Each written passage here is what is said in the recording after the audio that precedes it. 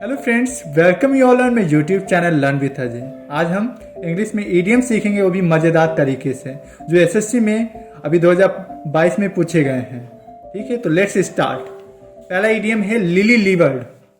Lily levered से याद कर सकते हो कि आप बचपन में देखे होगे बच्चे चिढ़ाने के लिए क्या कहते हैं, लिली लिली लिली। तो चिढ़ाने के लिए, इरिटेट करने के लिए, कोई पर्सन स्ट्रांग होगा वो तो आपको मार के चला जाएगा, मार पीट के आपको चला जाएगा, आप उसको फिर इरिटेट नहीं करोगे। लेकिन कोई पर्सन इतना कमज़ोर है, वो नहीं मारकूट में तेज है, इज नॉट बोल्ड, ब्रेव नहीं है, बहादुर नहीं, हिम्मती नहीं, तो उसको जितना भी लिली लिली करोगे वो कोई भी जवाब नहीं देगा। तो lily livered means not brave, या कहते हो वीक पर्सन या फ्रेल। फ्रेल एक वर्ड है, इंग्लिश में देखोगे सिनोनिम इसका होता है वीक या फ्रेजाइल। तो फ्रेल में देखो छिपा हुआ है वर्ड फेल। तो किस टाइप के पर्सन बाबा एग्जाम में फेल होते हैं? जो थोड़ा सा स्टडी में कमजोर होते हैं। तो frail means weak. Lily livered याद हो जाएगा ना, इडियम नॉट ब्रेव। सेकेंड है idiom to kick the bucket. To kick the bucket means होता है टू डाई। इसको याद कर सकते हो, कोई छोटा सा बच्चा छत पर से बाहर के नज़ारे देख रहा था, अचानक से किसी ने बकेट पे पैर मार दिया और बच्चा नीचे गिर गया और मर गया। तो kick the bucket means to die. Third idiom है miss the boat. Miss the boat आपको याद है कि सपोज एक फिगर से स्टडी करते हैं, जैसे एक कोई बॉय है और ये नदी है। इस बॉय को यहाँ से नाव में बैठ के जाना था, यहाँ पे उतरना था इसे। ठीक है, और इसने क्या किया, ध्यान नहीं दिया और बोट इससे मिस हो गई। मिस, अब इसको तैर के जाना होगा, तो इसने अपॉर्चुनिटी को मिस कर दिया। तो miss the boat means missing a good opportunity. ठीक है। फोर्थ इडियम है टू वेयर द कैट। इसका मतलब होता है टू फेस रिस्क। इसको कैसे याद कर सकते हैं? आपको पता होगा टाइगर कैट की फैमिली में आता है। आप टाइगर के पास क्या गए, बेल बांधने गए, और आपको पता भी टाइगर के सामने आप जाओगे, घंटी बांधने कितना कठिन काम है। सपोज एक बॉय था और वो शेर के पास गया घंटी बांधने, तो सोचो ये कितना डिफिकल्ट काम है। तो टू फेस रिस्क मतलब अपनी जान खुद जोखिम में डालना। इस मुहावरे का अर्थ क्या है? अपनी जान खुद जोखिम में डालना। पांचवा है to keep someone at arms length. इसका मतलब होता है avoid becoming friendly with someone. इसको याद कैसे कर सकते हो? सपोज दो दोस्त हैं, दोस्तों को आप देखोगे कि कंधे पे हाथ रख के चलते हैं, आपस में बात करते हो, लेकिन मैंने कुछ स्ट्रेंज पर्सन है, अजनबी टाइप के, तो आपने उनके बीच में दूरी बनाई हुई है, आर्म्स लेंथ, मतलब 1 मीटर की दूरी है। तो इसका मतलब क्या, आप उससे दोस्ती नहीं करना चाहते हो, आप उसको फ्रेंड नहीं बनाना चाहते हो। तो to keep someone at arms length मतलब क्या हो जाएगा, avoid becoming friendly with someone. Friendly का कुछ सिनोनिम भी आज देख लेते हैं। यदि ईडियम स्टडी करें तो सिनोनिम को भी कलेक्ट कर लेंगे। जैसे फ्रेंडली को अफेबल, बहुत ही प्यारा वर्ड है अफेबल, एमिएबल और एमिकेबल, 3 इसके सिनोनिम होते हैं। फ्रेंडली नेचर जिसका होता है उसको बोलते हैं अफेबल, एमिएबल, एमिकेबल। देखो सब में रिलेटेड वर्ड है, एमी, तो ये तो याद ही हो जाएंगे, एमिएबल, एमिकेबल। एक वर्ड याद करना रहेगा आपका, अफेबल। ठीक है, अब आते हैं 6 इडियम पे, डू नॉट बीट अबाउट। इसको क्वेश्चन के थ्रू देखते हैं कैसे एसएससी पूछा था उसमें ऑप्शन भी आपको देंगे। Do not beat about the bush when you have anything to say. Beat around the bush ये एक इडियम था, अंडरलाइन था, जिसके आपको ऑप्शन दिए हैं, आपको टिक करना कौन सा इडियम मीनिंग सही है इसका। तो ऑप्शन क्या है? To try to influence, to shift blame on others, to argue, to avoid giving a definite answer और पोजिशन। सपोज तुम अपने दोस्तों के साथ बाहर पिकनिक पे गए हुए थे और घर पे नहीं बताए थे, तो मम्मी कहेंगे बेटा आज तो कोचिंग थी, कहाँ गए थे? तो वो कहेंगे अरे मम्मी कहीं नहीं, हम रेस्टोरेंट गए थे, यहीं इधर उधर घूमने गए थे अपने मामा के यहाँ, मतलब ऐसे ही रीजन। तो मम्मी कहेंगे don't beat around the bush means to talk indirectly, मतलब घुमा फिरा रहा था, मेन टॉपिक जो था वो आंसर दे ही नहीं रहा था, डेफिनेट आंसर नहीं दे रहा। तो इसका आंसर क्या हो जाएगा? Option D, to avoid giving a definite answer of position. ठीक है, ऑप्शन डी। 7th है बैड आयरन। बैड आयरन, तो ऑप्शन क्या है? No steam, not hot. देखो ऐसे ऑप्शन को पहले ही कट कर देना। अब बैड बिहेवियर बच्चा और बैड लक, तो इसमें बैड आयरन का मतलब होता है बैड लक। इसका एक और इडियम देखा होगा जिसमें ब्रेक अ लेग बोलते हैं। ब्रेक अले मतलब होता है to wish someone a good luck. कोई भी एग्जाम देने जा रहा है तो उसको आप विश करना है, तो आप क्या बोलोगे, break a leg, to wish someone best of luck. Okay, ऐसी आपको ऐसे ऐसे इडियम याद करवा दूंगा कि माइंड में सेव हो जाएगा। Through thick and thin, thick मतलब होता है मोटा और थिन मतलब होता है पतला। कोई पर्सन वेल्दी टाइप का पर्सन है, उसके वो अच्छे से खाना अपने बॉडी पे ध्यान दे तो इसका क्या है, इसका गुड टाइम चल रहा है। और कोई पतला है, उसे खाना नहीं मिल पा रहा, प्रॉपर बॉडी में नहीं लगा तो पतला है, तो उसका बैड टाइम चल रहा है। भाई इसको पर्सनल मत लेना कि हम पतले हैं तो सर ने बताया कि भाई जो पतला है उसकी गरीबी चले, तो गरीबी की बात नहीं, इसको हम याद करने का तरीका बताएं जिससे आप एग्जाम में अच्छा परफॉर्म कर सकें यदि ये इडियम आ रहा है। तो थ्रू थिक एंड थिन मतलब होता है in good times and in bad time. जब भी पर्सन आपका कोई फ्रेंड है जो हर एक सिचुएशन में आपकी हेल्प करे तो उसको क्या बोलते हैं, through thick and thin under all circumstances. To be in two minds, इसका आंसर होता है टू बी अनसर्टेन।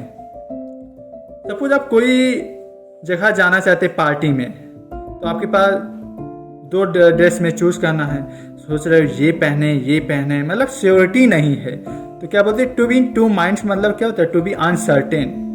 समझ ही नहीं आ रहा कि क्या पहने, तो क्या हो जाएगा, इसको ट्रिक से याद कर लेंगे, इसका मतलब क्या होगा, टू बी अनसर्टेन। 10th है gift of gab. Gift of gab को याद कर सकते हो, फ्लुएंसी ऑफ स्पीच। सपोज कोई पर्सन है, कोई बहुत अच्छा, किसी की आवाज़ बहुत बोरिंग होती है तो आप सुनने का मन नहीं करते हो, लेकिन कोई ब्लेस्ड है, gift of the gap means he is having a good fluency in speech, तो क्या बोलोगे, he is the gift of gap. इसको एग्जाम्पल लेते हैं, आवर प्राइम मिनिस्टर बहुत ही अच्छे हैं, गुड ओरेटर हैं, तो gift of the gap, fluency of speech, he is confidently speaking that speech. Okay, तो उसको क्या बोलते हैं, गिफ्ट। जो भी पर्सन बहुत अच्छी स्पीच देता है कॉन्फिडेंटली, उसको क्या बोलते हैं, gift of the gap. 11th है गेट इनटू स्क्रैप। स्क्रैप मतलब होता है प्रॉब्लम टाइप का, तो जो person involve in a problem, get into scrap मतलब क्या हो जाएगा, involve in a problem. Option में लिखा रहेगा क्रिएटिंग अ प्रॉब्लम, तो क्रिएटिंग आप प्रॉब्लम नहीं होगा, इसका ऑप्शन आंसर क्या होगा, involve in a problem. Okay, stir up a hornet's nest, कोई का घोंसला था, आपने क्या किया, स्टेयर अप कर दिया, मतलब डिस्टर्ब कर दिया उसके नेस्ट को, उथल पुथल मचा दिया, तो stir up a hornet's nest मतलब होता है प्रवोक ट्रबल। ठीक है, रेनिंग कैट्स एंड डॉग्स, या आप डेली यूज में भी यूज कर सकते हो, कभी बारिश बहुत तेज हो रही हो तो आप उसमें मुहावरा का यूज करोगे, रेनिंग कैट्स एंड डॉग्स मतलब it is raining very heavily. Okay, 14 क्या है, once in a blue moon. आपने हिंदी में सुना होगा ईद के चांद हो जाना, तो उसी को हम बोलते हैं once in a blue moon. कोई भी चीज़ बहुत दिन बाद रेयरली मिलना, मतलब कभी कभार, तो वेरी रेयर। आपने फ्रेंड्स में देखा होगा, सपोज दोस्ती कॉलेज के फ्रेंड्स, आप कॉलेज लाइफ जीने गए तो आपको इंटर के फ्रेंड्स से मीटिंग कभी कभी होती, तो आप कहेंगे फ्रेंड्स आप कहाँ चले गए थे, once in a blue moon means very rare. Okay, to grease the palm. Suppose आप रोड पे जा रहे थे, ठीक है, आपके पास आईडी नहीं थी, आपका चालान कटने वाला था, तो आपने कहा कि सर प्लीज तो ऐसे पैसे ले लीजिए, तो आपने क्या किया, उसकी हथेलियों में कुछ पैसे थमा दिए, मीन्स टू ब्राइब समवन, किसी से रिश्वत लेना, आपने उनकी हथेलियों में क्या रख दिया, पैसा, और आपको आगे जाने दिए। तो टू ग्रीज द पाम मतलब क्या होता है, टू ब्राइब समवन। प्लीज इसको पर्सनल लाइफ से मत कनेक्ट करना, ये हम बता रहे हैं, आपको याद करने का तरीका बता रहे हैं। To take the bull by the horn. अब देखो हॉर्न है और ये बुल है, इसको कनेक्ट कैसे करते हैं, एक बुल था, बुल तुम्हारे आगे सामने आ रहा था, तुमने क्या किया, उसकी सींगों को पकड़ लिया, तो हॉर्न को, तो आपने क्या किया, अपने आप को आप सिचुएशन को क्या कर रहे हो, बोल्डली फेस कर रहे हो, टू फेस डेंजर बोल्डली, बहुत हिम्मती से उस सिचुएशन को फेस करना। हमें भागना नहीं चाहिए किसी भी चीज़ से, कोई भी प्रॉब्लम आए हो जाए, अप्स एंड डाउन्स तो लाइफ में आते ही रहते हैं। तो to take the bull by the horns में क्या होता है, to face danger boldly.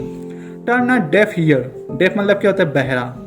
Suppose किसी ने अपने कान बंद कर लिए, तो आप क्या कहोगे, भाई मेरी बात तो सुन लो, तो इसको टर्न अ डेफ ईयर मतलब क्या होता है, to pay no heed. Heed मतलब होता है ना सुनना, अटेंशन। हीड मतलब क्या होता है, अटेंशन।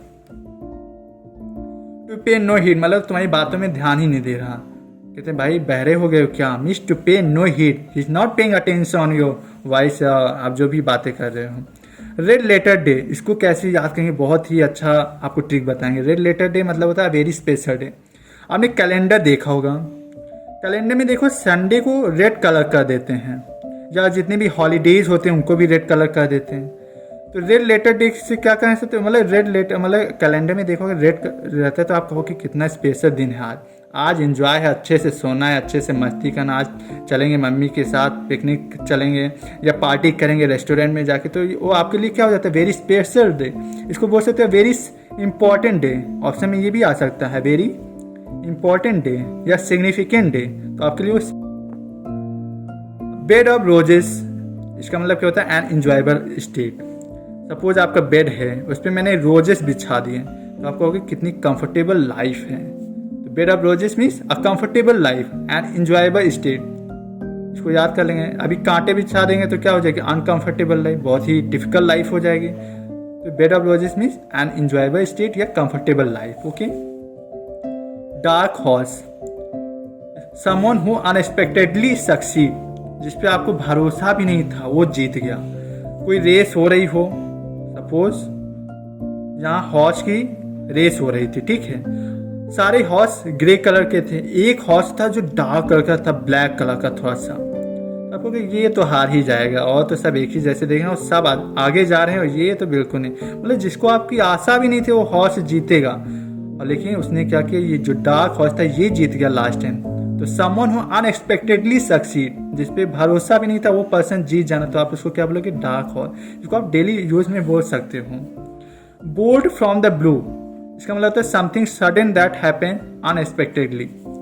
आपने देखा होगा ब्लू स्काई जो होता है आपका, स्काई जो होता है आपका ब्लू होता है, लेकिन वहां से आपने देखा कि बोल्ट गिर रहे हैं, तो ये आपके लिए क्या हो जाएगा आश्चर्यचकित वाली बात है, एस्टॉनिश वाली चीज़ है, सरप्राइज। तो something sudden that happen unexpectedly mean जिसका आपको भरोसा भी नहीं था वो चीज़ होने लगी। कभी आपने देखा कि भाई बादल से बोट गिर रहे होंगे, नहीं होता ना, तो इसको याद करने का तरीका बताएं कि आपके माइंड में सेव हो जाए। एट स्नेल स्पेस, देखो स्नेल आपने देखा होगा इस तरह टाइप का बना होता है कि एनिमल, थोड़ा सा इस पर लेयर होती है, ऐसे अजीब सा दिखता है, बहुत धीरे धीरे चलता है। तो आप फ्रेंड्स किसी को बोल सकते हैं एट स्नेल स्पेस, मतलब क्या होता है डू समथिंग वेरी स्लोली, जो काम बहुत धीरे करता है आप उसको बोल सकते हो कि that you are working your work at snail space, you are doing something very slowly, ठीक है। 23 bird of the same feather, suppose कोई एक बर्ड है उसके सेम ही फेदर हैं, सेम उसकी बॉडी स्ट्रक्चर है, तो आप कहोगे पीपल विद सिमिलर कैरेक्टर्स, ठीक है। इसका मतलब क्या हो गया birds of the same feather, मतलब पीपल विद सिमिलर कैरेक्टर। आप फ्रेंड्स को भी बोल सकते हो। कभी कभी देखना जिसमें बहुत ही ज़्यादा अच्छी दोस्ती होती है और वो सब एक ही साथ बैठेंगे, एक ही जगह जाएंगे, एक ही जगह मतलब स्टडी करेंगे, ग्रुप स्टडी भी करेंगे, फ़ोन से भी बातें डेली करना, तो कहेंगे you are the birds of the same feather. तो मीन्स द कैरेक्टर जो क्वालिटीज़ हैं उनकी सिमिलर मिल रही हैं, तो पीपल विद सिमिलर कैरेक्टर को क्या बोलते हैं birds of the same feather. 24 on tenterhooks, ये सीडीएस का पूछा गया 2022 का है ये ईडियम। ऑन टेंटर हुक्स में वेरी टेंस, जब पर्सन बहुत कंफ्यूज रहता है उसे क्या बोलते हैं very tense, you are looking tenterhooks on tenterhooks mean very tense. Last है आज का idiom butterflies in one's stomach, a feeling of nervousness. आपने देखो जो भी बटरफ्लाई होती है वो हर समय फ्लाई करती रहती है, उसको छू लोगे तो वो घबराहट में भाग जाएगी, फिर उसको टच करोगे तो तुरंत भाग जाती है। तो butterfly in one's stomach means you are having the feeling of nervousness. इसको आप कनेक्ट कर सकते हो। आप इंटरव्यू देने गए तो पर्सन जो कितना नर्वस रहता है, तो आप कह सकते हो कि in your stomach butterflies are moving mean butterflies in one's stomach means a feeling of nervousness, घबराहट। आप बहुत लोगों को देखोगे बहुत सा नॉलेज होता है उसे, एग्जाम में जाते जाते उसको नर्वसनेस हो जाती है और एग्जाम में खराब कर रहा था। तो कभी भी हमें बटरफ्लाई इन वंस स्टमक नहीं होना चाहिए, अ फीलिंग ऑफ नर्वसनेस नहीं होनी चाहिए। जितना कुछ आता है उतना अच्छा परफॉर्म करेंगे एग्जाम में। आज एसएससी एमटीएस का रिजल्ट अनाउंस हो चुका है, आपको पता भी होगा। जिसका नाम आया तो वेल डन, और जिसका नहीं आया है हम आपको तैयार करेंगे। आपको ऐसे इंग्लिश से घबराहट लगती है, आपको ऐसे ऐसी ट्रिक्स बताएंगे, आपको इंग्लिश ऐसे याद हो जाएगी। तो 2024 आपके लिए बहुत ही अच्छा होने वाला है। बस मेरे चैनल को सब्सक्राइब कर लो, लाइक कर लो और बेल आइकन दबाना तो बिल्कुल ना भूलें, जिससे आपको लेटेस्ट वीडियोस की नोटिफिकेशन मिल सके। Thank you friends.